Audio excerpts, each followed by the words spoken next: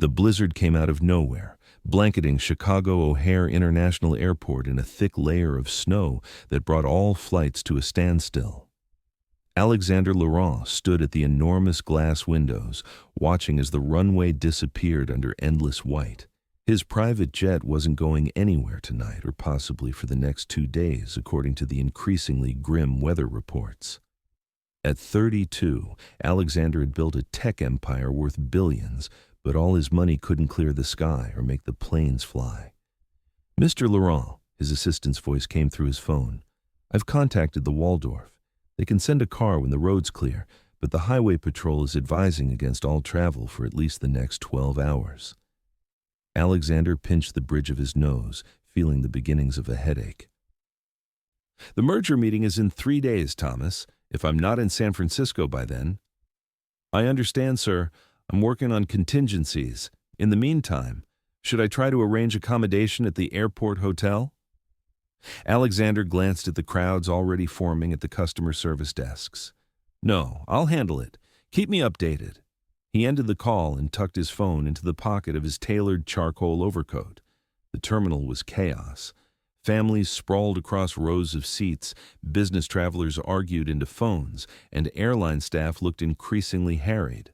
Alexander adjusted his grip on his leather weekend bag, the only luggage he'd brought for what was supposed to be a quick trip, and made his way toward the airport hotel's desk.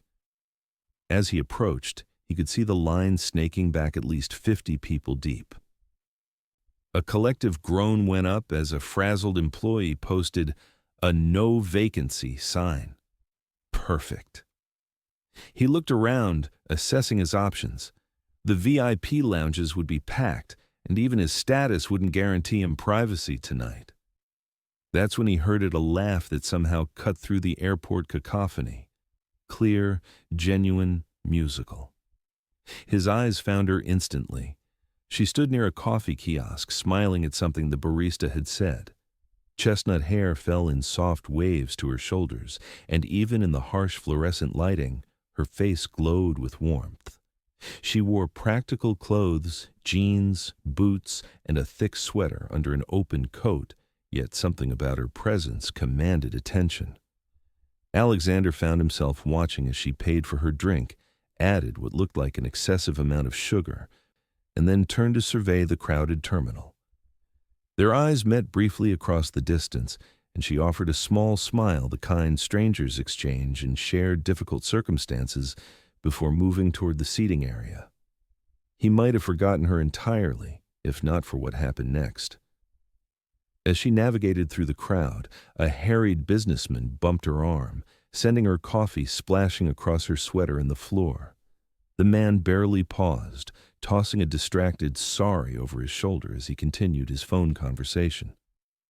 Alexander watched her close her eyes briefly, taking a deep breath before looking down at her now stained clothing. Instead of the anger or frustration he expected, she simply shook her head, set down her nearly empty cup, and reached into her bag for what he assumed were tissues. Without thinking, Alexander changed direction and approached her. "That was unfortunate," he said, offering his handkerchief, a real one, crisp white linen with his monogrammed initials. "And that man was a jerk." She looked up, surprise registering in eyes that he now saw were a remarkable shade of amber brown. "Oh, thank you." She hesitated before taking the handkerchief. "But I'll ruin this. It looks expensive." "It's just a handkerchief," he said with a small shrug. "I have others." Her lips quirked into a half-smile as she dabbed at her sweater. "Of course you do. You're clearly the handkerchief-carrying type." "Is that a compliment or an insult?" he asked, finding himself genuinely curious. "Neither, just an observation." She finished blotting the worst of the coffee and looked uncertainly at the now stained handkerchief. "I'm sorry, but this is definitely ruined." "Keep it," he said. "Consider it a souvenir of this delightful travel experience." That drew a real laugh from her. "Yes, being stranded in an airport during a blizzard is definitely going in my scrapbook." She extended her hand. "I'm Amelia Lawson. Alexander Laurent." He shook her hand, noting both its softness and the firmness of her grip. Recognition flickered in her eyes, the look he'd grown accustomed to. People usually placed his name quickly. His face had been on the cover of Forbes twice in the past year. But instead of the usual fawning response, she simply said, "Nice to meet you, Alexander. And thank you for the handkerchief rescue." "Alex," he corrected automatically, surprising himself. No one called him Alex except his mother and his oldest friend from college. He was always Alexander in business and social settings. "And you're welcome, Amelia."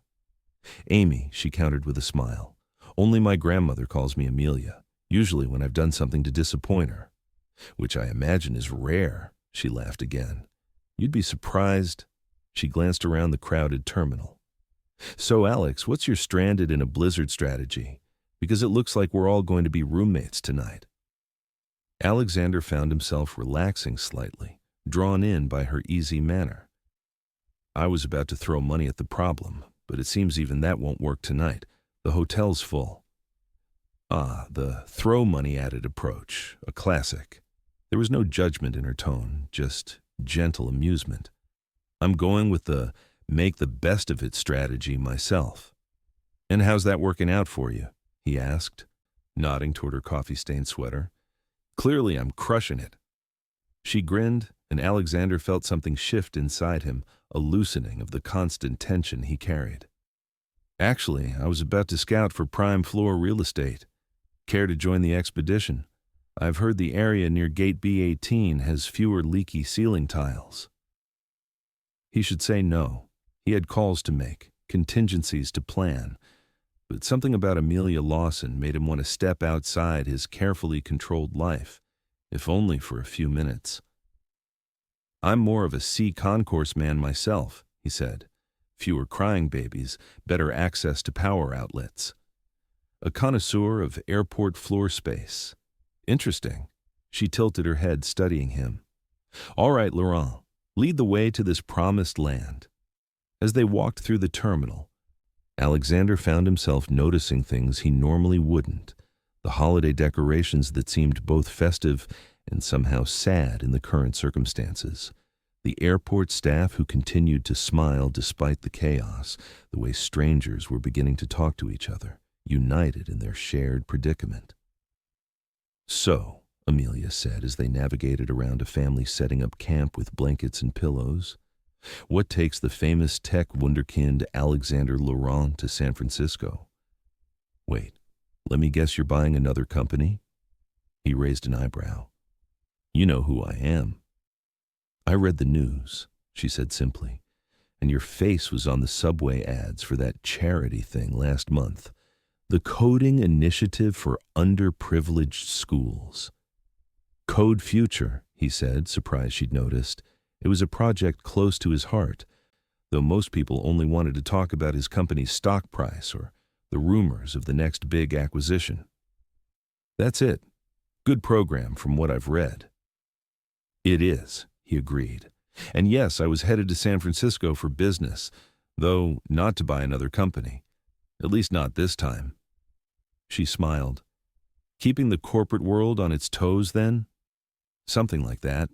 He led them toward a relatively quiet area where several empty seats formed a small island in the sea of travelers. "This looks promising." Amelia surveyed the space. "Power outlets, proximity to bathrooms, and only one snoring man within earshot. I'm impressed." They claimed the seats, and Alexander found himself reluctant to end their conversation. "What about you? Where were you headed before Mother Nature intervened?" "Denver," she said. "I'm a photographer. I was supposed to shoot a series on winter sports for a magazine feature." She pulled out her phone and showed him a few sample images from her portfolio, breathtaking action shots of skiers and snowboarders, the snow crystalline against vibrant blue skies. "These are remarkable," he said honestly. "The timing, the composition, you're very talented." A slight blush colored her cheeks. "Thank you.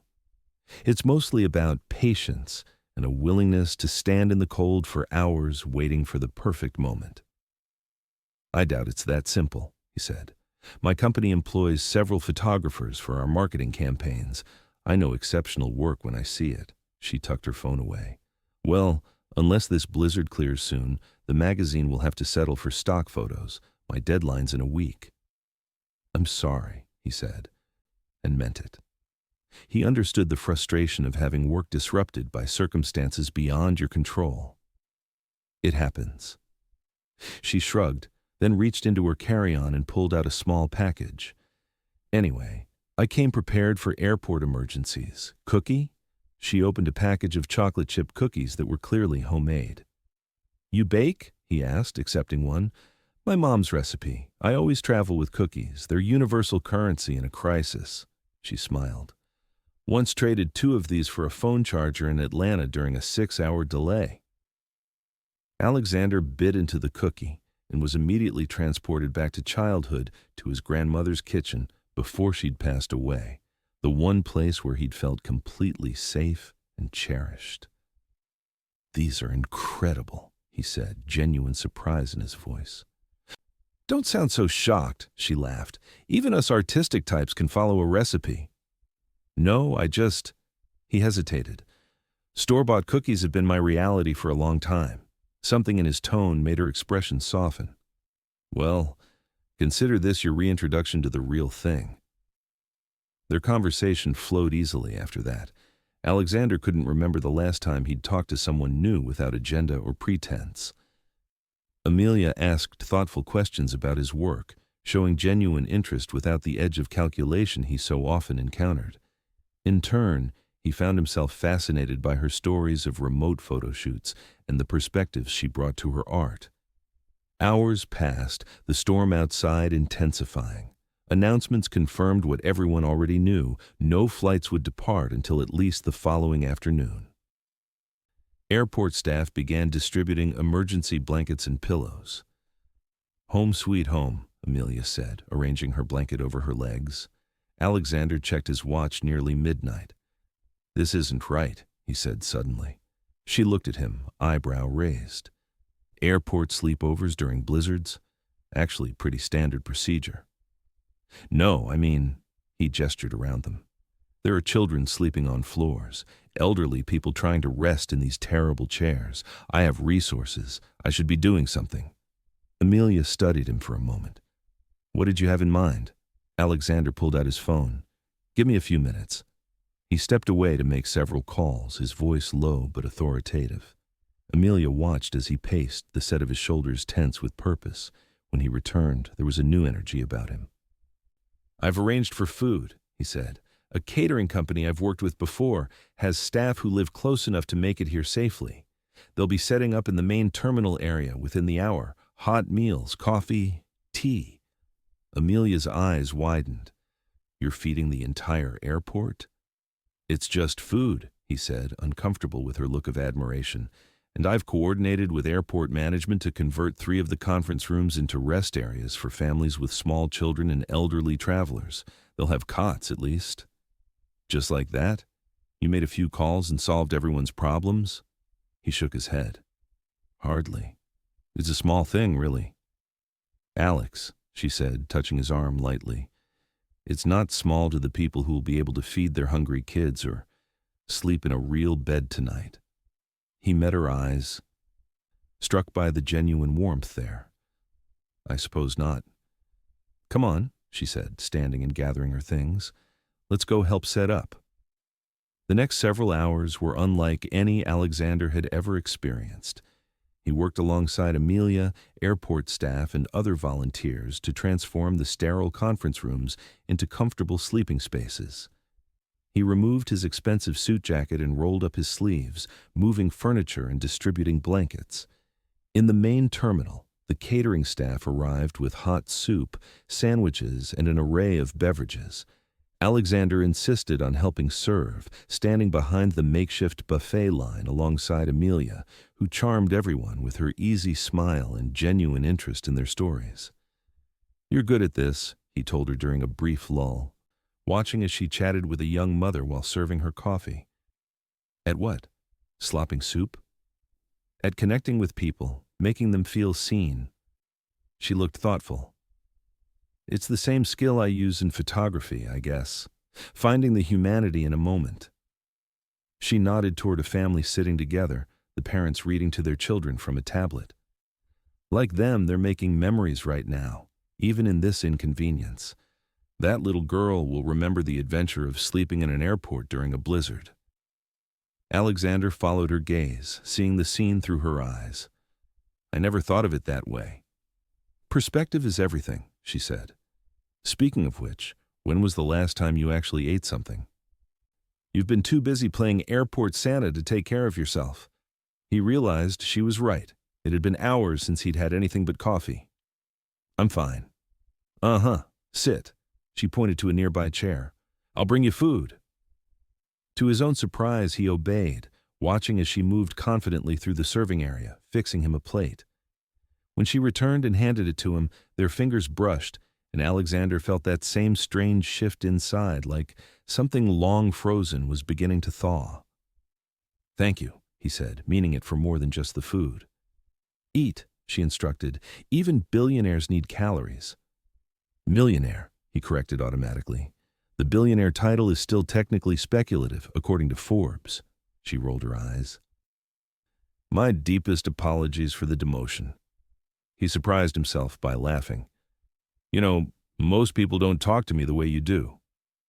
Most people probably want something from you, she said simply. The honesty of her response struck him. And you don't?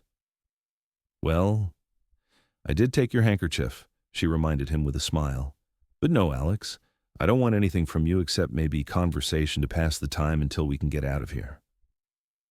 After they had eaten, exhaustion began to set in. It was nearly 3 a.m., and even the most restless travelers had settled down for what sleep they could manage. Alexander and Amelia found themselves back at their original seats, which someone had thoughtfully preserved for them. You should try to rest, he told her, noticing the tired lines around her eyes. So should you, she countered, stifling a yawn. They arranged their meager bedding as best they could. Amelia curled up in her seat, using her coat as a pillow. Alexander sat beside her, his long legs stretched out before him. Alex, she murmured, her voice already heavy with approaching sleep. You're not at all what I expected. Before he could ask what she meant, her breathing deepened, and he realized she'd fallen asleep. He watched her for a moment, struck by how peaceful she looked despite their uncomfortable surroundings. For the first time in years, Alexander Laurent felt something shift in his carefully ordered universe. As the snow continued to fall outside, blanketing Chicago in silence, he closed his eyes and allowed himself to rest. Morning arrived with fluorescent harshness and the smell of industrial coffee. Alexander woke with a stiff neck and the disorienting feeling of not immediately knowing where he was. Reality flooded back as he straightened in his seat and saw Amelia still asleep beside him, her face soft in repose. He checked his phone 6:30 a.m. and already several messages from his assistant and executive team. The weather report showed no improvement. They were still grounded for the foreseeable future. Careful not to wake Amelia, he rose and stretched his tall frame, wincing at the protest from muscles unaccustomed to sleeping upright. He made his way to the nearest restroom, where he did his best to freshen up. The face that greeted him in the mirror looked different somehow, the usual sharp intensity in his eyes softened by something he couldn't quite name. When he returned, Amelia was awake, running fingers through her tousled hair. Good morning, he said, offering her one of the cups of coffee he'd procured. I wasn't sure how you take it, so I brought sugar and cream packets. She accepted the coffee with a grateful smile. Black is perfect, actually. Thank you. She took a sip and sighed. Even bad airport coffee is miraculous at this hour. Sleep well? He asked, reclaiming his seat beside her. Like a baby, if babies slept in contortionist positions on airport chairs, she quipped, rolling her shoulders. You? I've had worse nights, he said, though he couldn't immediately recall when. Amelia glanced around the terminal. Your impromptu relief effort seems to have been a success. People look less miserable than they should after sleeping in an airport. It was true. Despite the continuing storm, There was a different atmosphere in the terminal this morning, a camaraderie born of shared experience and unexpected kindness. "The catering staff will be back with breakfast in about an hour," he told her, "and I've arranged for some entertainment for the kids. A local children's performer who lives nearby has agreed to come in once the roads are plowed enough." She studied him over the rim of her coffee cup. "You're full of surprises, Alexander Laurent. Good ones, I hope." "Definitely good." Her smile reached her eyes, crinkling the corners in a way he found inexplicably charming. "So what's the plan for today? More airport heroics?" "I thought I might try to get some work done," he admitted. "There's still a merger waiting in San Francisco, weather be damned." "Of course," she nodded. "Don't let me keep you from your empire building." Was that disappointment in her voice? Before he could analyze it, announcements began blaring overhead, updates about the storm, continued cancellations, and information about services available to stranded passengers. "Attention, travelers," the voice crackled. "We're pleased to announce that the Grand Ballroom in Terminal B has been converted to a comfort station with additional seating, charging stations, and entertainment for children. Also, complimentary breakfast will be served in the main terminal area beginning at 8 a.m. We thank you for your patience as we work through this weather event." Passengers began stirring, gathering belongings and moving toward the promised amenities. Alexander watched as families with tired children perked up at the news. "You're doing?" Amelia asked. He shrugged. "The airport staff did the real work. I just made some suggestions. And provided the funding, I'm guessing." When he didn't answer, she shook her head with a smile. "You don't take credit easily, do you?" "There's nothing to take credit for," he said. "It's just, if you say just money one more time, I might have to dump this coffee on you," she warned, eyes twinkling. "Most people with money don't use it the way you did last night." He felt unexpectedly self-conscious. "My grandfather was a janitor," he found himself saying. "He worked nights at office buildings in Boston. When I was very young, before he passed away, he'd sometimes take me along during school breaks. He'd let me help empty trash cans and dust desks." Amelia listened, her expression open and interested. "He used to tell me that you can tell everything you need to know about a person by how they treat people who can do nothing for them in return." Alexander looked around the terminal. "I haven't always lived up to that standard, but I try to remember it." "I think your grandfather would be proud," she said softly. Their eyes met, and for a moment, Alexander felt completely transparent, as if Amelia could see past his wealth and achievements to something more essential. The moment was broken by his phone buzzing insistently. He glanced down to see his assistant's name. "I should take this," he said reluctantly. "Go ahead," she nodded. "I need to check in with my editor anyway, see if we can salvage this assignment somehow." As Alexander stepped away to take the call, he found himself looking back at Amelia. She was pulling out her laptop, tucking her hair behind her ear with a gesture that seemed both absent-minded and graceful. "Alexander?" His assistant's voice pulled his attention back. "Are you there? I've been trying to coordinate with the team in San Francisco. They're suggesting a video conference to at least start the preliminary discussions." "Yes, fine," he said, forcing himself to focus. "Set it up for this afternoon. And Thomas, what's the latest on the weather?" "Not good, I'm afraid. Chicago's effectively shut down. The airport is saying tomorrow afternoon at the earliest for departures, but that's optimistic from what I'm hearing." Alexander processed this information, surprised to find he wasn't as frustrated as he should be. "All right, keep me updated, and let San Francisco know I'll be online at 2 p.m. He ended the call and returned to find Amelia frowning at her laptop. "Bad news?" he asked. She sighed. "The magazine wants to go with a different concept since I can't make it to Denver in time. They're thinking urban winter scenes instead, city parks after snowfall, that kind of thing." "That sounds workable," he offered. "It is, but..." She closed her laptop. "The Denver shoot was going to be my first national cover. This will be relegated to the inside pages at best." The disappointment in her voice made him want to fix the problem immediately, his usual response to obstacles. "I could arrange a helicopter once the weather clears enough," he heard himself saying. "Get you to Denver before anyone else can fly commercially." She blinked at him, then laughed. "That's your solution? Just casually helicopter me across the country?" "It would work," he said, slightly defensive. "I'm sure it would." Her expression softened. "But that's not the point, Alex. I don't need you to solve this with your resources. Sometimes things just don't work out the way we plan. And that's okay." He wasn't accustomed to this response. People usually jumped at his offers of assistance, especially when they involved his considerable resources. "I appreciate the thought, though," she added, seeing his confusion. "It's actually very sweet." Sweet. When was the last time anyone had described him that way? Alexander Laurent was called many things: brilliant, driven, ruthless in business, generous in philanthropy, but sweet was definitely a first. The day unfolded with unexpected pleasures. After breakfast was served, Alexander did need to work, setting up an impromptu office in a quiet corner. But he found himself repeatedly distracted, his eyes drawn to Amelia as she moved through the terminal with her camera, capturing candid moments of stranded travelers making the best of their situation.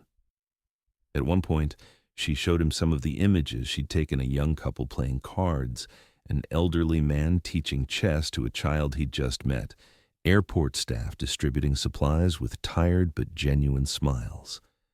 "These are beautiful," he said honestly. "You really do have a gift for finding stories in small moments." "Maybe there's your urban winter feature," she smiled. "Stranded at O'Hare, community in a crisis." "I think you're onto something," he said seriously. "These images tell a powerful story." By midday, the atmosphere in the terminal had transformed.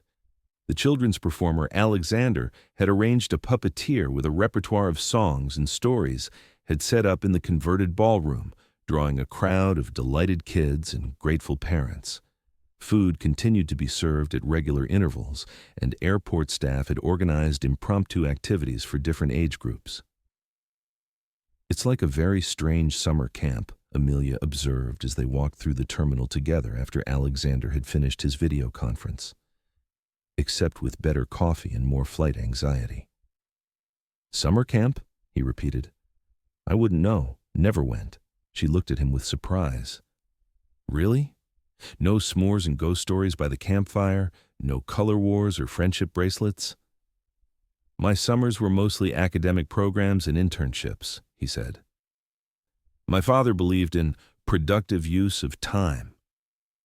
Something in his tone must have revealed more than he intended, because Amelia's expression softened. "Well, you missed out. But it's never too late for some camp activities." She pointed toward a group of people who had started an impromptu card tournament. "Want to join? I'm pretty lethal at poker." "I should warn you, I never lose at cards," he said, finding himself drawn into her enthusiasm. "Is that so?" Her eyes sparkled with challenge. "Care to make it interesting?" "What did you have in mind?" "If I win," she said thoughtfully, "you have to tell me something true about yourself that isn't in any of those magazine profiles, something no interviewer knows." "And if I win?" he asked, intrigued. "Name your prize, millionaire." He considered for a moment. "If I win, you show me your favorite photograph, not one you've published, one you've kept for yourself." Something flickered in her eyes: surprise, perhaps appreciation. Deal. They joined the card game, which had attracted travelers from across the terminal. It was Texas Hold'em, played with snacks as chips since no one had real poker chips handy. Alexander found himself genuinely enjoying the camaraderie, the good-natured trash talk, the momentary escape from being Alexander Laurent, tech mogul, to just being another stranded traveler passing the time. To his surprise, Amelia wasn't exaggerating her skills. She played with a combination of mathematical precision and psychological insight that was fascinating to watch. She seemed to read the other players effortlessly. folding at exactly the right moments and pressing her advantage when she had it. After nearly 2 hours, the game had narrowed to just them, with a small audience gathered to watch. "All in," Amelia said, pushing her pile of pretzels and mini cookies forward. Alexander studied her face, looking for a tell. She met his gaze steadily, a slight smile playing at the corners of her mouth. He had a strong hand 2 pair, kings and tens, but something about her confidence gave him pause. Still, he wasn't accustomed to backing down. "Call," he said, matching her bet. She flipped her cards. A full house, queens over sevens. A cheer went up from the spectators as Alexander revealed his inferior hand. "The queen conquers the king," someone quipped, and laughter rippled through the group. "Well played," Alexander said with genuine admiration as the crowd dispersed. "Thank you," Amelia grinned, collecting her winnings a ridiculous pile of snacks that she immediately began distributing to nearby children. "Now, I believe you owe me a truth, Mr. Laurent." He gestured toward 2 empty seats. As they sat, he found himself considering what to share. He rarely revealed personal information, having learned early that privacy was a luxury money couldn't always buy. "Something true that isn't in the profiles," he mused. "All right. I almost gave it all up 3 years ago." Her eyebrows rose. "Your company?" He nodded. "I came very close to walking away. The board didn't know. The press didn't know. No one knew except my dog." "What happened?" she asked, giving him her full attention. Alexander rarely spoke about this period, but something about Amelia's genuine interest made him want to share. "I'd been working 18-hour days for years, building the company, fighting off competitors, managing growth. It was everything I thought I wanted. But I woke up one morning and couldn't remember the last time I'd felt anything." He looked down at his hands. Not happiness, not satisfaction, not even proper stress. Just nothing. Like I was watching someone else live my life. Amelia was silent, allowing him space to continue. "I drafted a resignation letter, made plans to sell my controlling shares. I was going to buy a house somewhere remote Montana maybe, or northern Maine, and just disappear." "What stopped you?" He smiled slightly. "I visited a school in the Bronx where we'd funded a computer lab. There was this kid, maybe 12 years old. He showed me a game he'd coded himself. It was simple, but he'd figured it out with no formal training, just curiosity and determination." Alexander recalled the boy's face, alight with pride and possibility. "He told me he was going to start his own company someday, make games that would change the world. And he looked at me like I'd helped make that possible for him." "And you realized you weren't ready to walk away," Amelia said softly. "I realized my work mattered beyond stock prices and acquisition deals, that there was purpose in it." He met her eyes. "I went home and tore up the resignation letter. Started the Code Future Foundation the next day." Amelia regarded him thoughtfully. "Thank you for telling me that. Thank you for listening." The words felt inadequate for the strange relief he felt at having shared this piece of himself. They sat in comfortable silence for a moment until an announcement broke through. "Attention passengers, we've received updates from our operations team. While the snowfall has finally stopped, clearing operations are still underway. We expect some limited departures to resume tomorrow morning, with full operations by mid-afternoon. We appreciate your continued patience." A mixture of groans and relieved sighs filled the terminal. "Another night in paradise," Amelia quipped, but Alexander detected a note of something else in her voice. Reluctance, perhaps. "At least we'll have real beds tonight," he said. "I've reserved blocks of rooms at the airport hotel. They'll be available once they can get staff in to clean and prepare them." She tilted her head. "You know, most people would have kept that information to themselves and guaranteed their own comfort." "What would be the point in that?" he asked genuinely. She studied him with an expression he couldn't quite read. "You really are full of surprises, Alex." As evening approached, the promised hotel rooms became available. Alexander arranged for families with children and elderly travelers to have priority, working with airport staff to organize an orderly process. "There are 2 rooms left," the hotel manager told him quietly after most people had been accommodated. "I've held them for you, Mr. Laurent, as you requested." "Thank you." Alexander turned to where Amelia was helping a mother with twin toddlers get settled with blankets and toys. "Amelia," he called, "there's a room for you at the hotel." She looked up, surprise evident on her face. "Really? I figured they'd all be gone by now."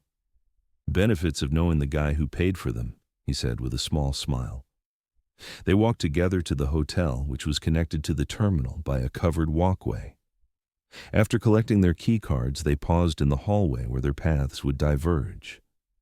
"Well," Amelia said, "this is infinitely better than another night in those chairs. Thank you, Alex." "No need to thank me," he said. "Would you—" He hesitated, suddenly feeling uncharacteristically uncertain. "Would you like to have dinner? The restaurant is open, and I've been told the chef is actually quite good." Her smile lit up her face. "I'd love that. Give me 30 minutes to shower and feel human again." "Of course. I'll meet you in the lobby." In his room, Alexander stood under the hot shower for long minutes, letting the water wash away the physical discomforts of the past 24 hours. As he dressed in fresh clothes, thankfully, he always packed one extra outfit. He found himself thinking about Amelia. There was something about her that had gotten under his skin. Her lack of pretense, her easy warmth, her refusal to be impressed by his wealth or status, all of it was refreshingly different from what he normally encountered. When he entered the lobby, he saw her immediately. She'd changed into a simple dress, nothing fancy, but it complemented her figure and brought out the warmth in her eyes. Her hair fell in soft waves around her shoulders, still damp from her shower.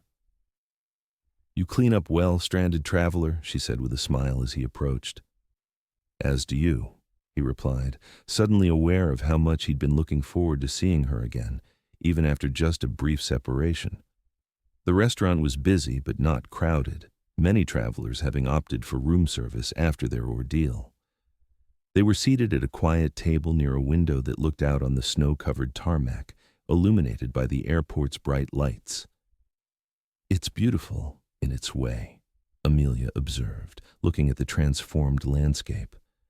All that chaos turned into something so still and perfect. "I was just thinking it looked like a logistics nightmare," Alexander admitted. She laughed.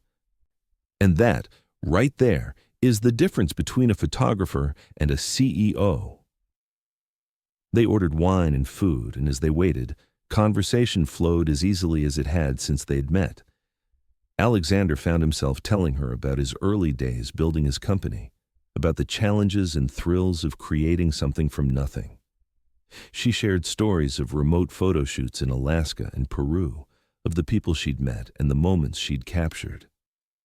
"So how does a photographer who clearly has serious talent end up shooting winter sports for magazines?" he asked as they enjoyed their meals. "Not that there's anything wrong with that, but your work seems more personal than commercial." She considered the question, taking a sip of her wine. "The honest answer? Money. Magazine work pays the bills and funds the personal projects I really care about." "Which are?" "I've been working on a series about resilience," she said, her expression growing more serious. "Documenting people who faced significant hardships but found ways to rebuild their lives. It's important to me." Something in her tone suggested a personal connection. "May I ask why?" Amelia was quiet for a moment, tracing the rim of her wineglass with one finger. "My father died when I was 16, she said finally. "Car accident. My mother fell apart for a while, understandably. We lost our house, had to move in with my grandmother." "I'm sorry," he said softly. She nodded in acknowledgement. "It was a difficult time, but eventually, my mother rebuilt her life. She went back to school, became a nurse. She's actually happier now than I can remember her being before the accident, more fulfilled. That's remarkable." It is, and she's not unique. I've met so many people who faced unimaginable losses and somehow found their way back to joy. She met his eyes. That's what I want my work to capture, not just the struggle, but the human capacity for renewal. Alexander was struck by the passion in her voice. Have you tried to get this work published? A few pieces here and there, but it's a tough sell commercially. Not exactly upbeat vacation content for travel magazines. She smiled wryly. So I shoot skiers and mountain vistas and work on my real project when I can. I'd like to see it sometime, he said honestly. Maybe you will. She held his gaze for a moment, then changed the subject. So, tell me about this merger that's important enough to fly through a blizzard. He explained the basics of the deal, a smaller software company with innovative AI technology that would complement his firm's existing products. As he spoke, he realized he was sharing details he normally wouldn't discuss outside his executive team, but something about Amelia made him want to include her in his world. The founder is brilliant, he told her. 26 years old, and she's developed algorithms that could revolutionize how we approach machine learning. I've been pursuing this partnership for months. And now you're stuck in Chicago, Amelia observed. Yes, but we've rescheduled the in-person meeting. The video conference today was productive. It's not ideal, but it's workable. The great Alexander Laurent. Taking disruption in stride, she teased. Are you sure you're feeling well? He laughed, surprised by how relaxed he felt. I'm as shocked as you are. Normally I would be climbing the walls by now. And what's different this time? She asked, her head tilted slightly. Their eyes met across the table, and Alexander felt that now familiar shift inside, like tectonic plates realigning. The company, I suppose, he said finally. Her slow smile suggested she knew he wasn't just talking about the other stranded travelers. After dinner, neither seemed eager to end the evening. They moved to the small hotel bar, which was relatively quiet compared to the restaurant. I believe I owe you something, Amelia said as they settled with their drinks. Do you? Alexander couldn't recall any outstanding debt. She pulled out her phone. You won the first round of poker, remember? Before I cleaned you out in the main game. You wanted to see my favorite unpublished photograph. Ah, yes, he said, genuinely pleased she'd remembered. But technically, since you ultimately won the tournament, the debt might be considered canceled. I always pay my debts, Laurent, she said with mock seriousness. Besides, fair's fair. You shared something personal with me. She handed him her phone, open to an image that made him catch his breath. It showed an elderly couple sitting on a park bench, viewed from behind. They were holding hands, their silhouettes outlined against a setting sun that turned the sky into a canvas of orange and pink. What made the image extraordinary was the reflection in the pond before them in the water. Their reflections appeared as their younger selves, vibrant and straight-backed, yet still unmistakably them. Amelia, this is remarkable, he said finally. The composition, the lighting, but most of all, the story it tells. How did you achieve this effect? No effect, she said softly. That's why I've kept it to myself. I can't explain it. The angle of the light, maybe, or some quirk of the water's surface. But when I looked through my viewfinder that evening, that's what I saw. It's like seeing time itself, he murmured, still studying the image. Their past and present existing simultaneously. That's exactly how I felt. She sounded pleased that he understood. I've submitted other photos from that series to galleries, but this one feels like it was just for me. A reminder that we carry all our versions within us, always. Alexander handed the phone back, deeply moved by both the image and her willingness to share something so personal. Thank you for showing me. Thank you for appreciating it, she replied, their fingers brushing as she took the phone. The simple contact sent a current of awareness through him. From Amelia's slight intake of breath, he suspected she felt it too. They stayed talking until the bar began closing, reluctant to end their conversation. When they finally walked toward the elevators, Alexander felt an unfamiliar nervousness. "Well," Amelia said as they reached her floor first, "I guess this is good night." "I guess it is," he agreed, suddenly feeling like a teenager at the end of a first date rather than the confident businessman he normally was. She stepped out of the elevator, then turned back. "Alex, I'm glad I got stranded in a blizzard with you." Before he could respond, she leaned in and pressed a soft kiss to his cheek, then walked down the hallway to her room. Alexander stood frozen for a moment, the elevator door nearly closing on him before he put out a hand to stop it. As he continued to his own floor, he touched his cheek where her lips had been, feeling something he hadn't experienced in longer than he could remember, a sense of possibility. Morning arrived, with unexpected news flights would resume sooner than anticipated. The efficient snow removal teams had worked through the night, and the first departures were scheduled for 10 a.m. Alexander received the update from his assistant while having coffee in the hotel lobby. He should have felt relieved. Instead, he found himself searching the space for Amelia, a strange urgency growing inside him at the thought of her leaving. When he spotted her coming out of the restaurant, he felt an immediate lightening of his mood. "Good morning," she greeted him with a smile. "Have you heard? We're finally getting out of here." "Yes, just got the update. My flight's been rescheduled for 11:30. "Mine's at 10:15, she said. "They're sending me to New York instead of Denver. The magazine has a new assignment for me there." "New York," he repeated. "That's good." An awkward silence fell between them, so different from the easy conversation they'd enjoyed over the past 2 days. "Well," she said finally, "I should go get my things from the terminal. Make sure I'm ready to board." "Of course," he nodded. "I'll walk with you if that's all right." They made their way back to the terminal, which was buzzing with renewed energy as travelers prepared to finally continue their journeys. Alexander found himself slowing his pace, trying to prolong these last moments with her. At the security checkpoint that would take her to her gate, they stopped. "So," Amelia said, shifting her bag on her shoulder, "back to real life." "Yes," he agreed, hating how formal he suddenly sounded. She looked up at him, those amber eyes searching his face. "It was really nice meeting you, Alex." "You too, Amelia." He hesitated, then added, "Perhaps we could—" "Flight 2187 to New York LaGuardia. Pre-boarding will begin in 20 minutes at gate A17. The announcement cut through their conversation. "That's me," she said. "I should go." "Of course." He nodded, fighting an unfamiliar sense of panic. "Ask for her number," his mind screamed. "Don't let her walk away." But something held him back, the reality of their different lives, perhaps, or the fear that what had felt special during their stranded days together wouldn't translate to the real world. Amelia seemed to be waiting for something too, but when he remained silent, she gave him one last smile. "Goodbye, Alexander Laurent.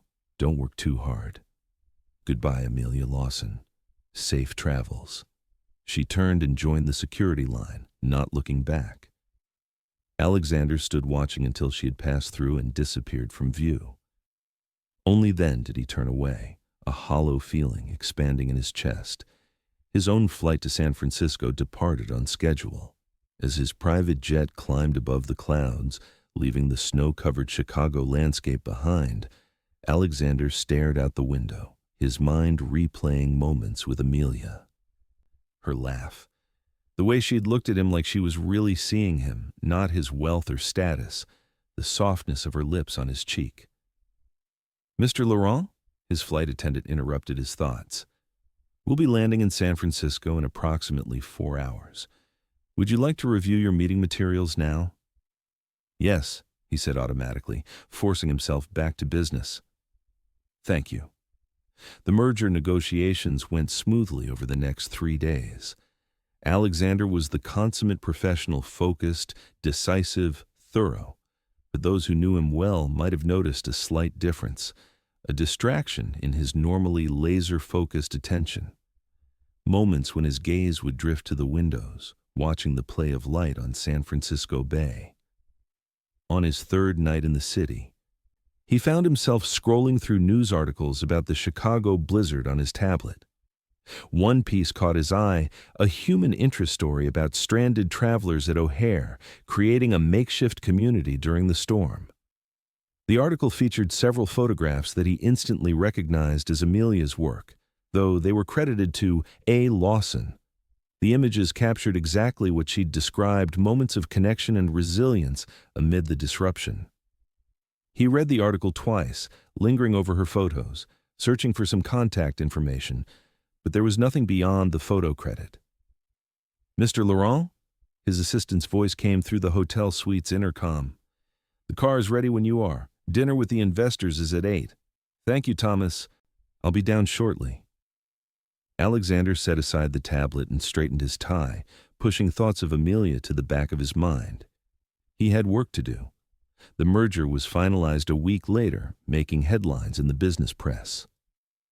Alexander returned to New York, where his company was headquartered, to a schedule packed with meetings, interviews, and the endless demands of running a global technology firm. But something had changed. He found himself taking more breaks, stepping away from his computer to look out at the city skyline. He started leaving the office before midnight, occasionally even at a reasonable hour. His executive team noticed the difference, but attributed it to satisfaction with the successful acquisition. Only Alexander knew the truth, that he was searching for something he'd glimpsed during those snowed-in days at O'Hare, a sense of connection that had nothing to do with business or achievement. He had tried to find Amelia online, of course. Her professional website was easy enough to locate, with an impressive portfolio and a contact form for professional inquiries. But something had stopped him from reaching out. What would he say? That he couldn't stop thinking about her? That a chance meeting in an airport had somehow altered his perception of what mattered in life? It seemed simultaneously too much and not enough. 2 months after the Chicago blizzard, Alexander found himself at a gallery opening in Soho. It wasn't his usual scene, but the event was benefiting a youth arts program his foundation supported, so his attendance was expected. He moved through the crowded space, making obligatory small talk with donors and artists, his mind already on the work waiting for him back at his office. The gallery featured photography exclusively, with each room showcasing a different artist's vision. As he entered the third room, he stopped abruptly. The images on the walls were unmistakable, stark, powerful photographs of people rebuilding their lives after various hardships. A woman standing in the charred remains of her home, her face set with determination. An elderly man teaching children to plant a community garden in what had clearly once been an abandoned lot. A teenage boy in a wheelchair crossing a marathon finish line. Each photograph captured not just struggle but transcendence, exactly what Amelia had described as her personal project. His heart pounding, Alexander moved quickly through the exhibit, searching for confirmation of what he already knew. At the far wall, he found a small placard with the artist's statement, "Resilience" by Amelia Lawson. These images explore the human capacity for renewal in the face of adversity. Each subject has experienced profound loss or challenge, yet has found ways to rebuild and rediscover joy. Their stories remind us that our most difficult moments need not define us, they merely inform who we become. Alexander read it twice, hearing her voice in the words. He turned, scanning the crowded gallery, and then he saw her. Amelia stood across the room, talking with a small group of people. She wore a simple black dress, her hair swept up in a loose arrangement that left a few curls framing her face. She was smiling at something someone had said, but there was a tension in her posture that he recognized, the nervous energy of an artist sharing deeply personal work with the public. For a moment, he just watched her, absorbing the reality of her presence after months of memory and imagination. Then, as if sensing his attention, she looked up. Their eyes met across the crowded room, and Alexander saw the exact moment recognition dawned. Her lips parted in surprise, her conversation forgotten. He moved toward her without conscious decision, navigating around clusters of gallery patrons who had become mere obstacles between him and Amelia. She excused herself from her group and met him halfway. "Alexander," she said, her voice soft with disbelief, "what are you doing here?" "Supporting the Arts Foundation," he answered honestly. "I had no idea." He gestured to the photographs surrounding them. "This is your work, your project." "Yes." She nodded, a hint of color in her cheeks. "The gallery director saw some of my Chicago blizzard photos in that news article. He asked to see more of my portfolio, and, well, here we are." "They're extraordinary, Amelia." He meant it completely.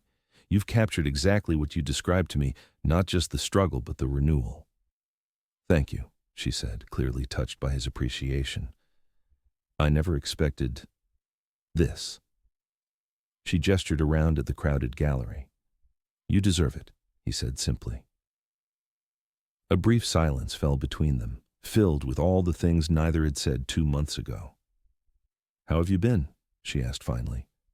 "Busy. The merger went through. The company is expanding." He paused, then added more honestly, "I've thought about you, often." Her eyes widened slightly. "Have you?" "Yes." He took a breath. "I should have asked for your number in Chicago. I've regretted not doing so every day since." "I looked for you," she admitted, surprising him. "Online, I mean. I thought about reaching out through your company website, but it seemed inappropriate," he suggested with a small smile. "Insufficient," she corrected. "What would I say? Remember that woman from the blizzard? She can't stop thinking about you?" The knowledge that she had been thinking of him too sent a surge of something like elation through Alexander's chest. "I would have liked to receive that message," he said softly. Around them, the gallery hummed with conversation and movement, but they might as well have been alone for all the attention they paid to their surroundings. "Your work brought me here tonight," Alexander said, gesturing to the photographs, "even though I didn't know it was yours. Maybe that's fitting." "How so?" "You helped me see things differently in Chicago, not just the airport situation, but everything, my work, my life, what matters." She studied his face, as if searching for something. "And what did you see?" "That I've been living like the storm never ends," he said carefully. "Always preparing for the next challenge, the next acquisition, the next problem to solve. Never stopping to notice the connections that make it all worthwhile." Her expression softened. "And now?" "Now I'd like to ask you to dinner," he said simply. "Not because we're stranded in an airport with limited options, but because I want to know you better, Amelia Lawson. I want to hear about your work and your life and everything that's happened since Chicago." A slow smile spread across her face. "I'd like that very much, Alex." He returned her smile, feeling that same sense of possibility he'd experienced when she'd kissed his cheek goodbye. "Tomorrow night?" "Tomorrow sounds perfect." A gallery assistant approached, apologetic but insistent that the artist was needed to speak with an important collector. Amelia excused herself reluctantly, but not before Alexander had secured her phone number and a definite plan for the following evening. As he watched her move away, engaged once more in conversation about her work, Alexander felt a certainty he rarely experienced outside of business decisions. Whatever this was between them, this connection that had sparked during a blizzard and somehow endured through months of separation, it mattered. It was worth exploring, worth prioritizing, worth making space for in his carefully structured life. For the first time in longer than he could remember, Alexander Laurent was looking forward to something that had nothing to do with his company or his success and everything to do with the possibility of genuine happiness. Their first real date was at a small Italian restaurant in the West Village, Alexander's choice, based on recommendations from his chef rather than the usual high-profile establishments he frequented for business dinners.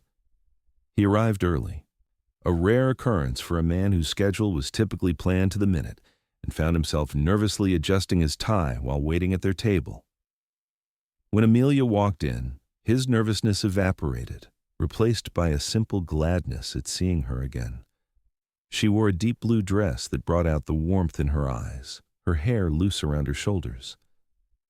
"You look beautiful," he told her as she sat across from him. "Thank you," she smiled. "You clean up pretty well yourself, though I was half expecting to see you in the same suit from O'Hare, just for nostalgia's sake." He laughed, relaxing into their easy rapport. "I considered it, but my stylist would have had a crisis." "You have a stylist?" She raised an eyebrow. "Of course you do. How else would you achieve that perfectly casual yet intimidatingly polished look?" "Is that how I look?" he asked, genuinely curious. "Most of the time," she nodded, "except when you're serving soup to stranded travelers or moving furniture to make beds for children. Then you just look real." There was something in the way she said real that made Alexander want to be exactly that with her. No pretense, no careful image management, just himself. Dinner passed in a flow of conversation that ranged from light-hearted to deeply personal. He told her about the successful merger and his plans for integrating the new technology into his company's products. She shared news of her gallery exhibit, which had received excellent reviews and led to interest from several major publications. "The New York Times wants to feature the series," she told him, still sounding slightly amazed, "and I've been approached about a book." "That's fantastic," he said sincerely, "though not surprising. Your work deserves recognition." "It's all happened so quickly," she admitted. 2 months ago I was shooting ski jumpers for a sports magazine. Now I'm fielding calls from publishers and galleries." "Does it feel overwhelming?" She considered the question. "Sometimes, but mostly it feels like validation. Like the work I've cared about most is finally finding its audience." He understood that feeling completely. "What's next for you then? More exhibitions? The book?" "Both, I hope, but also a new project." Her eyes lit up with enthusiasm. "I want to expand the Resilience series globally. There are stories like these everywhere, people rebuilding after earthquakes in Nepal, communities recovering from conflict in Colombia, environmental restoration projects in Indonesia." "That sounds ambitious," he said, admiring her vision. "It is," she agreed, "and expensive. I'm looking into grants and sponsorships, but it will take time to put together the funding." Alexander immediately thought of a dozen ways he could help finance such a project, but he held back, remembering how she'd reacted to his helicopter offer in Chicago. Amelia clearly valued making her own way. "I have no doubt you'll find the support," he said instead. "Your work speaks for itself." Their conversation continued through dessert and coffee, neither wanting the evening to end. When they finally left the restaurant, the spring night was mild and clear. "May I walk you home?" Alexander asked, "or is that presumptuous?" "Not presumptuous," she smiled. "My apartment's in Chelsea. It's not far." They strolled through the West Village, their pace unhurried. Alexander couldn't remember the last time he'd simply walked through the city with no destination urgency. With Amelia beside him, New York seemed different, not just the backdrop for his business empire, but a living, breathing entity full of stories and moments she helped him notice. "That's what I love about this city," she said when he mentioned this thought. "It's constantly changing, constantly surprising you. I've lived here for 6 years and still discover new corners all the time." "I've lived here for 10 and barely see it," he admitted. "Most days it's just the route from my apartment to the office and back." "Where is your apartment?" she asked. "Let me guess, Upper East Side penthouse with views of the park?" He chuckled. "Close. Tribeca penthouse with views of the river." "Of course," she nodded solemnly, though her eyes danced with amusement. "Anything less would be unsuitable for a tech magnate of your stature." "It's actually quite modest for a supervillain lair," he deadpanned. "Only one shark tank." Her laugh rang out in the quiet street, and Alexander found himself storing the sound away, a treasure to revisit later. When they reached her building, a pre-war walk-up that epitomized New York charm, they paused at the entrance. Thank you for dinner, Amelia said, turning to face him. I had a wonderful time. So did I, Alexander replied, suddenly aware of how close they were standing. Could we do this again? Soon?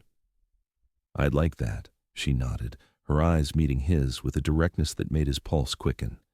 He leaned in slowly, giving her every opportunity to step back if she wished. Instead, she moved closer, and their lips met in a kiss that started gentle but quickly deepened with a surprising intensity. Alexander felt something unlock inside him, a door he hadn't even realized was closed. When they finally pulled apart, both slightly breathless, Amelia's eyes were wide and bright. Wow, she said softly. That was, yeah, he agreed, unable to find a more eloquent response. She smiled, touching his face lightly. Call me tomorrow? Absolutely. He waited until she was safely inside before turning to leave, feeling lighter than he had in years. Over the next few weeks, they fell into a rhythm of dinners, walks through the city, and long conversations that often lasted into the early hours of the morning. Alexander rearranged his normally rigid schedule to create space for Amelia, delegating tasks he would previously have handled personally, leaving the office at reasonable hours when they had plans. His executive team noticed the change but said nothing directly, though his assistant, Thomas, couldn't resist a comment when Alexander blocked out an entire Sunday as unavailable, something that had never happened in the 5 years they had worked together. Shall I assume you won't be checking emails this Sunday either, sir? Thomas asked with carefully controlled curiosity. That would be a safe assumption, yes, Alexander replied, not elaborating further. What he didn't say was that he and Amelia were spending the day at Coney Island because she'd been shocked to learn he'd never ridden the Cyclone or eaten a Nathan's hot dog. That's practically un-American, she declared. We're fixing this cultural deficit immediately. For her part, Amelia was busy with the sudden acceleration of her career. The gallery exhibit had extended its run due to popular demand, and she was deep in negotiations for her book while also planning her international project. Yet she made time for Alexander, integrating him into her life with an ease that surprised them both. She introduced him to her friends, an eclectic group of artists, writers, and teachers who initially regarded him with wary curiosity, but quickly warmed to him when they saw how he was with Amelia. He brought her to a few carefully selected business events where she charmed his colleagues with her intelligence and genuine interest in their work. They discovered unexpected commonalities, a shared love for obscure jazz musicians, an addiction to the same crime thriller series, a mutual inability to cook anything more complicated than scrambled eggs. Their differences, her artistic spontaneity versus his strategic planning, his structured approach to challenges versus her intuitive problem-solving, seemed to complement rather than clash. 1 month into their relationship, Alexander had a revelation as he sat in his office reviewing quarterly projections. For the first time in his adult life, work wasn't the central focus of his thoughts. Instead, his mind kept drifting to Amelia, to her laugh, to the project ideas she'd shared the night before, to the way she looked at him as if she saw something valuable beyond his achievements or resources. He set aside the projections and opened his personal email, clicking on the travel folder where he'd saved information about a photography exhibition in London that Amelia had mentioned wanting to see. Before he could overthink it, he booked 2 first-class tickets and a suite at Claridge's for the following month. That evening, when they met for dinner at her favorite neighborhood bistro, he presented her with the itinerary. "What's this?" she asked, unfolding the paper. "A suggestion," he said, suddenly nervous. "The Matthews exhibition you mentioned opens in London next month. I thought we might go together for the weekend. If you'd like to, of course." She looked up from the paper, her expression unreadable. "You booked tickets already?" "They're refundable," he added quickly. "It was presumptuous. I should have asked first." "It's not that," she said slowly. "It's just, Alex, these are first-class tickets and a suite at one of the most expensive hotels in London. Is that a problem? He asked, genuinely uncertain. She set the itinerary down. Can I be honest with you? Always, he nodded, feeling a flutter of anxiety. I'm not comfortable with you spending this kind of money on me, she said carefully. I know it's probably nothing to you, but it feels unbalanced. Alexander considered her words. I understand, he said finally. I didn't think about how it would seem from your perspective. I'm used to throwing money at problems, she suggested with a small smile, echoing their conversation from Chicago. Exactly, he admitted. In my world, resources are how you show investment in something that matters. But I understand that's not how everyone operates. She reached across the table and took his hand. I appreciate the gesture, truly. It's thoughtful that you remembered how much I want to see that exhibition. But maybe we could compromise? Economy tickets, a regular hotel? Business class, he countered, squeezing her hand, and a boutique hotel in Notting Hill instead of Mayfair. I draw the line at staying somewhere without room service. Her smile widened. Deal. She paused, then added more seriously, thank you for understanding, and for wanting to share that experience with me. I want to share lots of experiences with you, Amelia, he said, the words coming easily now. And I'm still learning how to do that in ways that feel right for both of us. So am I, she admitted. This is new territory for me too, you know. I've never dated someone who casually books international flights for date night. He laughed, feeling the tension dissolve. And I've never dated someone who calls me out on my privilege while still making me feel completely accepted. It's refreshingly disorienting. Disorienting in a good way, I hope? In the best way, he assured her. Their London weekend was perfect, a blend of their interests that showcased how well they'd come to understand each other in a relatively short time. They attended the photography exhibition that had sparked the trip, but also visited the British Museum's technology through the Ages exhibit that Alexander had read about. They spent one day entirely unscheduled, wandering through neighborhoods and stopping whenever something caught their interest. In June, 3 months after they had reconnected at the gallery, Amelia received the funding she needed for her international photography project. A major foundation had approved her grant application, providing enough resources for her to spend the next year documenting stories of resilience across 4 continents. She called Alexander immediately after receiving the news, her voice vibrating with excitement. He suggested a celebration dinner, and they met that evening at the rooftop restaurant of a hotel overlooking Central Park. To your extraordinary vision and the people whose stories you'll share with the world, Alexander toasted, raising his champagne glass. And to the foundation committee who saw value in the project, she added, clinking her glass against his. They clearly recognize exceptional talent when they see it, he said proudly. When do you start? That's what I wanted to talk to you about, she said, setting down her glass. The first segment begins in September. I'll be in Southeast Asia for 6 weeks, then South America for another 6. Alexander absorbed this information, feeling a complex mix of emotions. Pride in her achievement, excitement for her opportunity, and a selfish disappointment at the thought of her being away for so long. That's quite an itinerary, he said, keeping his tone neutral.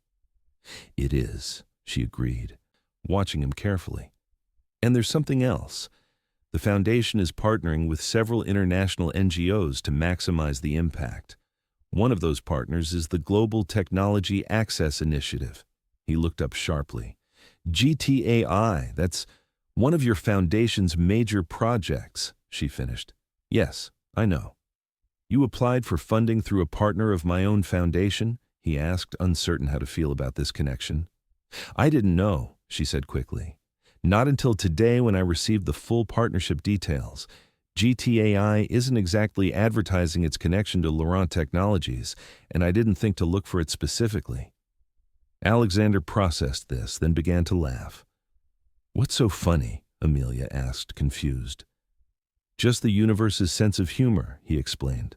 All this time, I've been careful not to offer financial support for your project because I knew you valued making your own way. And now it turns out my foundation is indirectly supporting you anyway. She relaxed, smiling. It is rather ironic, but I want you to know I got this grant on the merit of the work. The foundation committee didn't know about our relationship. I never doubted that for a second, he said honestly. Your work speaks for itself, Amelia. She reached across the table and took his hand. There's something else I wanted to discuss. About the travel. 6 weeks is a long time, he acknowledged, trying to keep the reluctance from his voice. It is, she agreed. Which is why I was thinking, what if you came with me? Not for the whole time, obviously. You have a company to run, but maybe you could join me for a week in Thailand, and perhaps meet me in Colombia later in the fall. Alexander stared at her, momentarily speechless. You want me to come with you? If you can, she nodded. These places are doing amazing work with technology access and education, right in line with your Code Future initiative. You could visit the projects, see the impact firsthand. And, she added with a soft smile, I'd get to share these experiences with you. In that moment, Alexander Laurent, who prided himself on always having the right words in business negotiations, found himself unable to adequately express what her invitation meant to him. I'd love to, he said simply, squeezing her hand. Over a shared dessert, they began rough planning for how his visits might work with both her shooting schedule and his business commitments. The logistical challenges were considerable but not insurmountable, especially with his resources and her flexibility. As they talked, Alexander realized something profound. For the first time in his adult life, he was adapting his work to accommodate his personal life rather than the reverse. The revelation was both unsettling and deeply satisfying. Later that night, as they walked back to his apartment where Amelia had been spending more and more time, recently she broached another subject. I've been thinking about my lease, she said casually. It's up for renewal next month. Oh? Alexander tried to keep his tone neutral, though his heart had begun beating faster. Yes. And it seems silly to pay Manhattan rent for an apartment I won't be living in for much of the next year. He nodded, waiting for her to continue. I was thinking of putting my things in storage, maybe staying with friends when I'm in the city between trips, she went on. Unless, he prompted when she hesitated. Amelia stopped walking and turned to face him. Unless you think it might make sense for me to stay with you. When I'm in town, I mean. Alexander felt a surge of joy so intense it almost made him dizzy. Are you asking to move in with me, Amelia Lawson? I'm suggesting a practical arrangement that would benefit us both, she said with mock seriousness, though her eyes danced with emotion. You have an absurdly large apartment that's barely lived in, and I need a home base between assignments. Ah, so this is purely logistical, he played along. Nothing to do with feelings or relationships. Nothing whatsoever, she agreed solemnly. Just good business sense. He pulled her close, all pretense falling away. I want you to move in with me, he said softly. Not because it's practical, but because I love you, and I want to share my home with you. I want to wake up with you on the days you're here and talk to you from halfway around the world on the days you're not. Amelia's eyes widened at his declaration the first time either had spoken those words aloud. You love me? Yes, he said simply. I think I have since Chicago, though I didn't recognize it then. I just knew you saw me differently than anyone ever had, and it changed everything. I love you too, she whispered, her hands coming up to frame his face. And yes, I want to move in with you. For all the impractical, emotional relationship reasons. When he kissed her then. Standing on a Manhattan sidewalk with the city humming around them, Alexander felt a sense of rightness that transcended logic or planning. This woman who had walked into his life during a blizzard had somehow become essential to his happiness in ways he never could have anticipated. The next months brought changes and adjustments as they built a life together.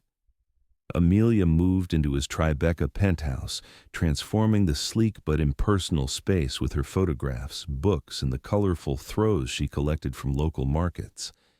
She converted one of the spare bedrooms into a studio where she could process and edit her work when in New York. Alexander found himself enjoying the changes not just to his home, but to his routine. He started working from home 1 day a week, sometimes just to be there when Amelia was deep in editing sessions.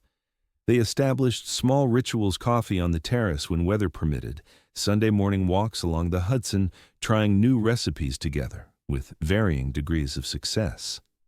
In September, true to their plan, Alexander joined Amelia in Thailand for 10 days. He arranged his schedule to allow the longest absence from the office he'd taken in years, leaving his COO in charge with strict instructions about when he could be disturbed. Watching Amelia work was a revelation. In the field, she transformed still the warm, funny woman he'd fallen in love with, but with an additional layer of focus and intuition that allowed her to connect with her subjects in remarkable ways. She photographed families rebuilding after flooding, community leaders establishing local businesses, young people leveraging technology skills to create opportunities in remote villages. Many of these communities were benefiting from programs his foundation supported, but seeing the impact firsthand through Amelia's perspective gave Alexander a new appreciation for the work. These weren't just statistics in impact reports, they were real people with stories of struggle and triumph that Amelia captured with extraordinary sensitivity. "You were right," he told her one evening as they sat on the balcony of their hotel room, reviewing the day's images on her laptop. "This is directly aligned with what Code Future is trying to achieve. The synergy between technology access and community resilience is powerful." "I thought you'd see it," she nodded, leaning against his shoulder. "That's why these partnerships make so much sense. Your foundation provides tools and training, while these communities provide the determination and creativity to use them in ways we might never have imagined. We should be documenting more of these stories," he said, an idea forming. "Not just for your project, but for Code Future's advocacy work. The personal narratives make the impact so much more tangible." Amelia looked up at him, a slow smile spreading across her face. "Are you suggesting a collaboration, Mr. Laurent?" "I might be," he admitted, "if you're interested. Professionally speaking, it would be an excellent opportunity to extend the reach of this work," she said thoughtfully. "Personally speaking, I love that you want to combine our passions this way." Their Thailand trip deepened their connection in ways neither had anticipated. Alexander found himself more relaxed than he could remember being in years, while Amelia discovered that sharing her work process with someone who truly understood and valued it enhanced her creative vision.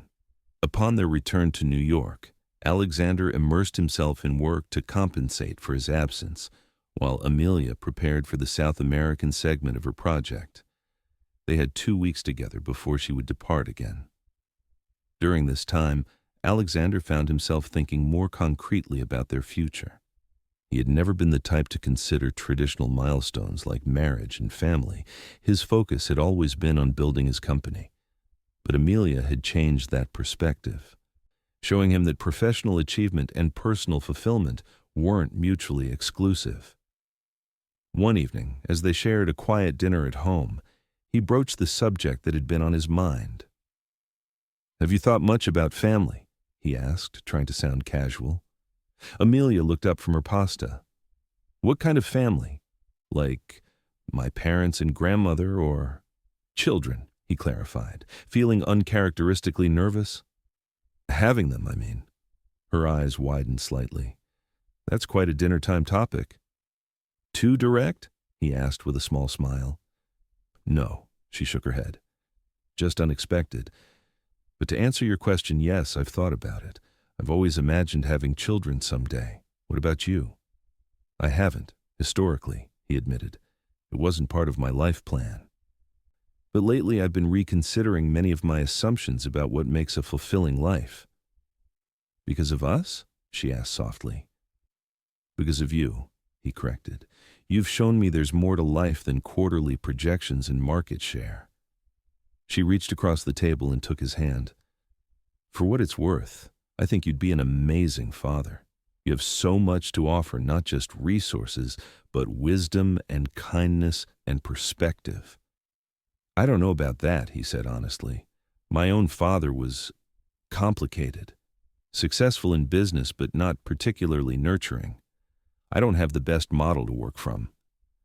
Sometimes knowing what not to do is as valuable as knowing what to do, she pointed out. Besides, I've seen you with children. Remember those kids at the airport during the blizzard? You were wonderful with them. He squeezed her hand, grateful for her faith in him. This is all theoretical right now, of course. You have a year of international travel ahead, and I've got the company expansion to manage. Of course, she agreed. But it's nice to talk about the future, isn't it? To know we're thinking about the same things? It is, he nodded, feeling a deep contentment settle in his chest. Their conversation continued to other topics, but Alexander felt something significant had shifted. They were no longer just sharing the present, they were actively imagining a future together. The day before Amelia left for Colombia, Alexander surprised her with a gift, a satellite phone with global coverage and a solar charger. This is top of the line, he explained as she examined it. It works literally anywhere on the planet. The battery lasts for weeks on standby, and the solar charger means you'll never be without power. Alex, she said, clearly touched by the thoughtfulness of the gift. This must have cost. It's not about the cost, he interrupted gently.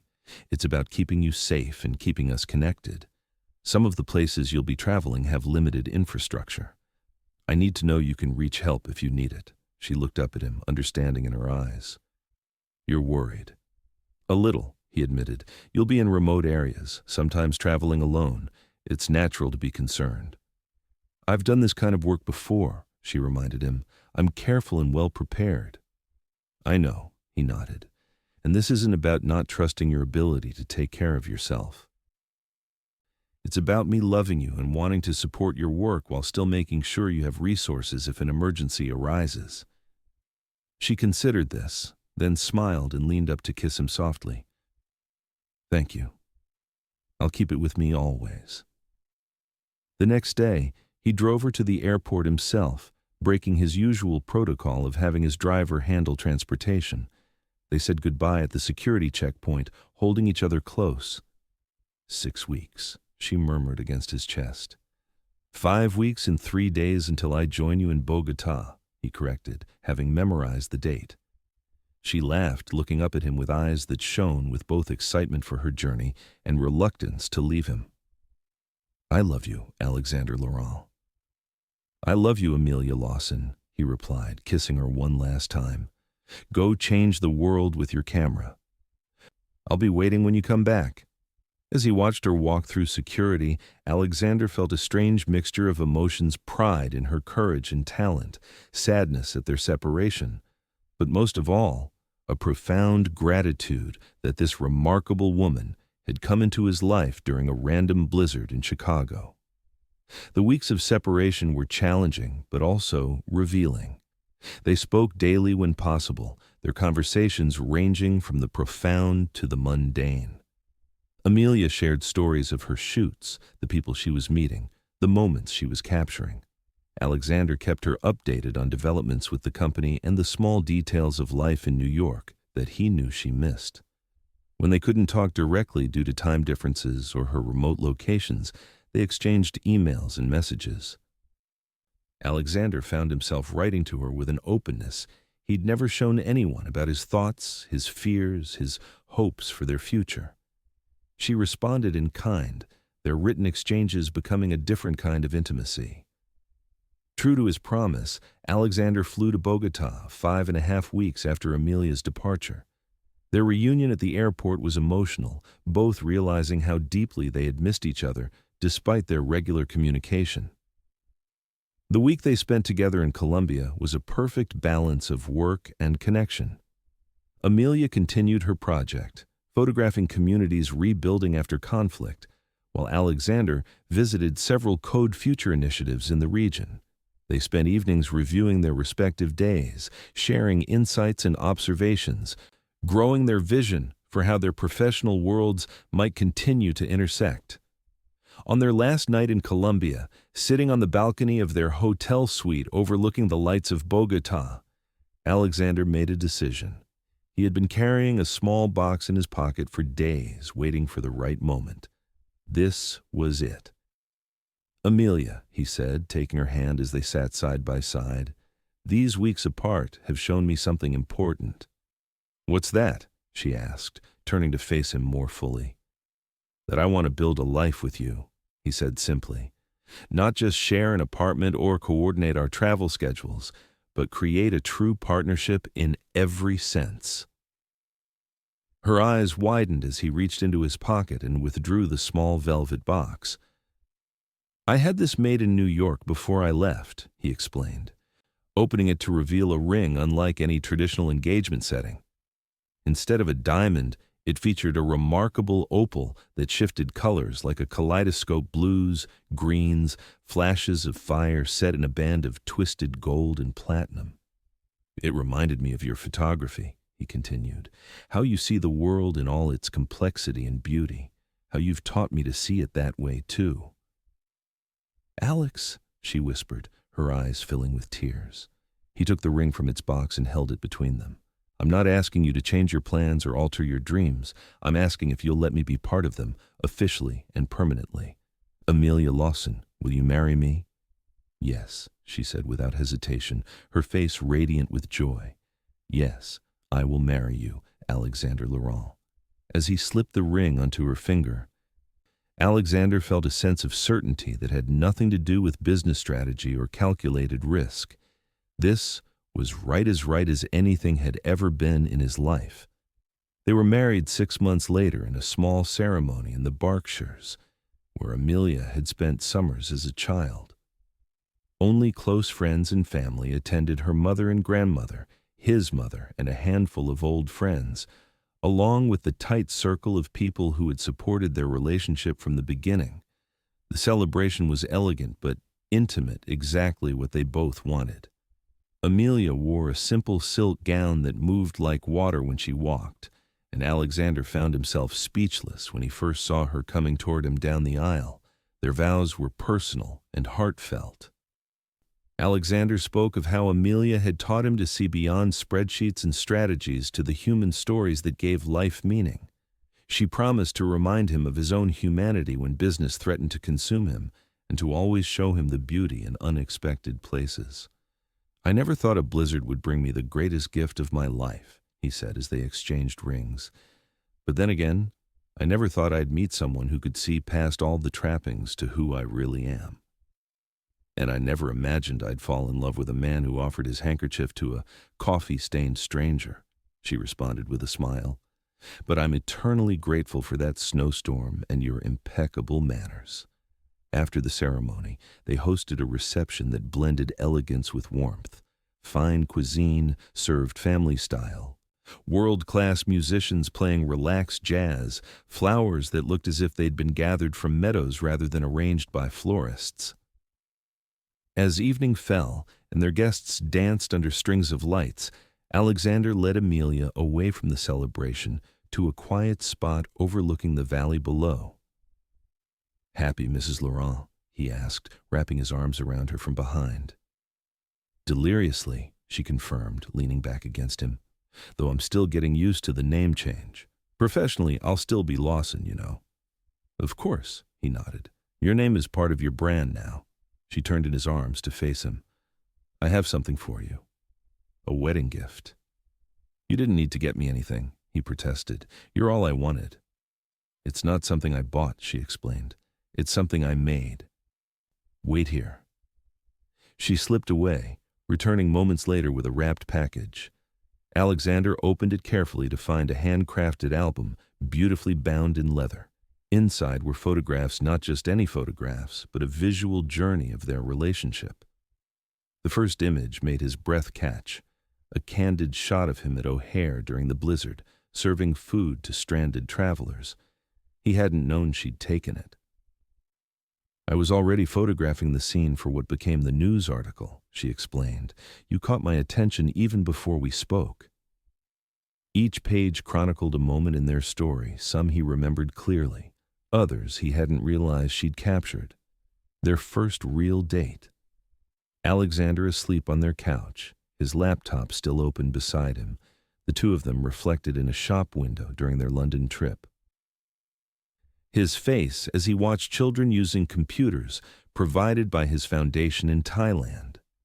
The final pages showed their wedding preparations and a few images from earlier in the day, somehow already printed and included in the album.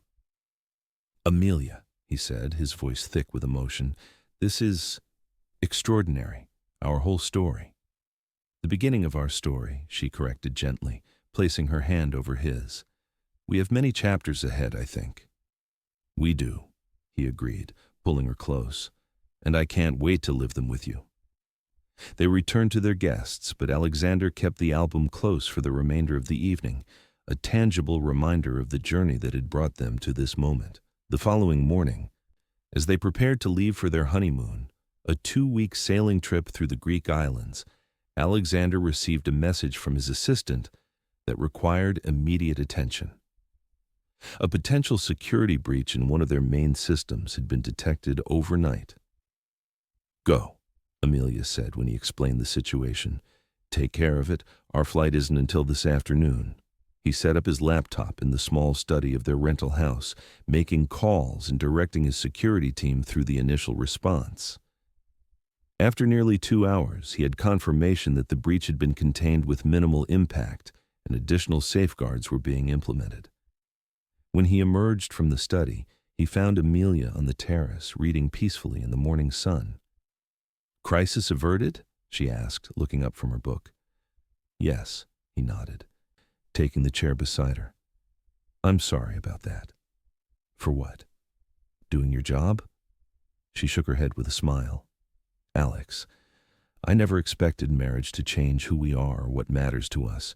Your company is important to you and to the thousands of people who work there. I understand that." "Still," he said, "it's our first day as husband and wife. I wanted it to be perfect." "It is perfect," she assured him, reaching for his hand. "Because we're building a life that accommodates both of our passions. That's the whole point, isn't it? Supporting each other's work while creating something meaningful together." In that moment, Alexander Laurent, who had once measured success solely in terms of market dominance and technological innovation, realized he had achieved something far more valuable, a partnership based on mutual respect, understanding, and love. "You're remarkable, you know that?" he told her, bringing her hand to his lips. "So, my husband tells me," she replied with a smile that promised a lifetime of adventures together. 5 years later, Alexander stood at the window of their Tribeca penthouse, watching as the early morning sun transformed the Hudson River into a ribbon of gold.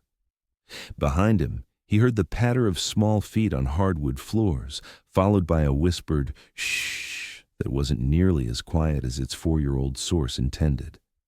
He turned just in time to see his daughter, Olivia, tiptoeing toward him, her dark curls wild from sleep, her amber eyes so like her mother's bright with mischief. "Good morning, little spy," he said, scooping her up into his arms. "You're up early." "Mommy's working," she explained, wrapping her arms around his neck. "The light is special today." Alexander smiled at his daughter's parroting of Amelia's photographer's vocabulary. "Is it now? And where's your brother?"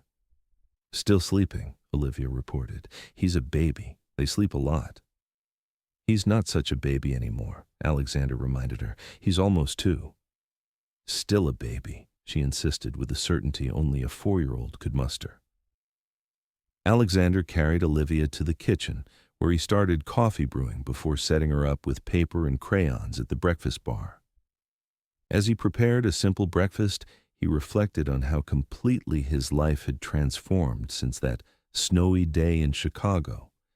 He and Amelia had continued to build their partnership in both personal and professional realms. Her international photography project had been published as both a book and a traveling exhibition, winning critical acclaim and raising awareness for resilience initiatives worldwide. Several of the communities she documented had received additional funding and support as a direct result of her work. Alexander's company had continued to thrive, though he now approached his role differently.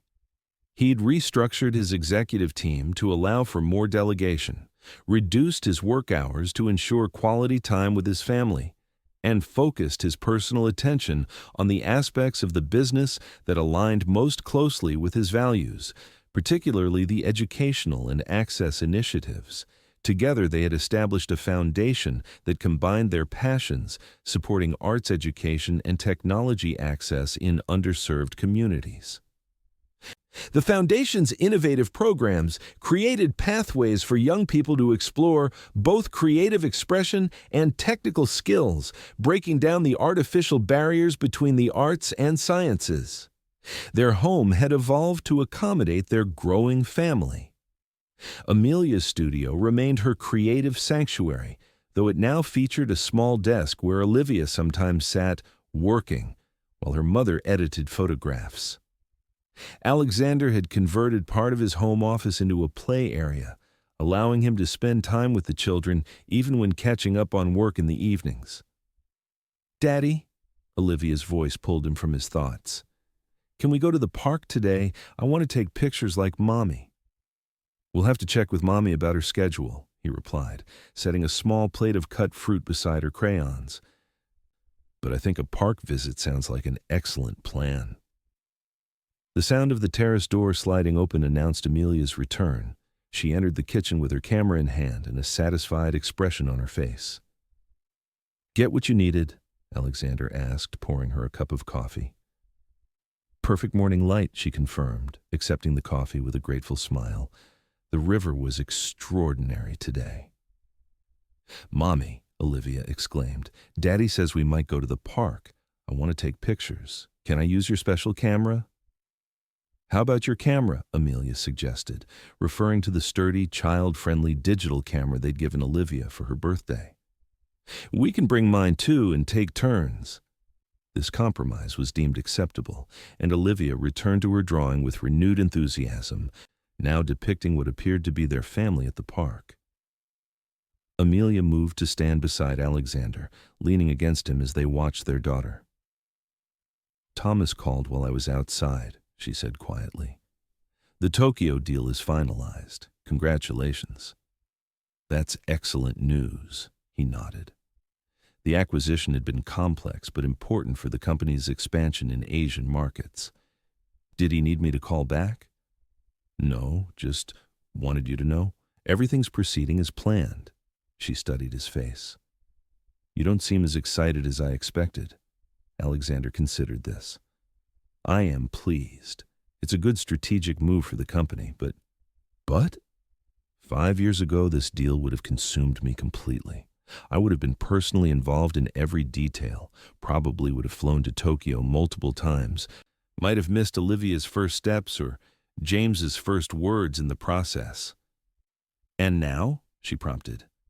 "Now I have an excellent team handling the details, and I trust them to execute my vision," he said simply. "I'm proud of the company's success, but I measure my personal success differently these days." Amelia smiled, understanding in her eyes. "By the crayon drawings on the refrigerator and the blocks constantly underfoot." "Exactly," he nodded, pulling her closer. "By the family we've built and the balance we've found." From upstairs came the sound of their son waking, his cheerful babbling transmitted through the monitor on the counter. "I'll get him," Alexander offered. "You finish your coffee while it's hot." As he climbed the stairs to retrieve their son, Alexander Laurent reflected on the unexpected journey that had brought him to this moment, a chance meeting during a blizzard, a connection that defied the odds, a partnership that had helped him redefine success in terms of love, family, and purpose, rather than merely achievement and acquisition. The young millionaire who had been stranded at O'Hare Airport 5 years ago could never have imagined that the snowstorm that disrupted his carefully ordered plans would ultimately lead him to the greatest happiness of his life.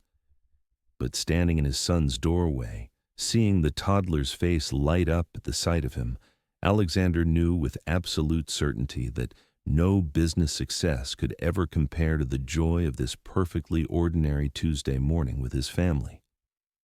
And it had all started with a spilled coffee, a offered handkerchief, and a woman who saw beyond his wealth to the man he could become.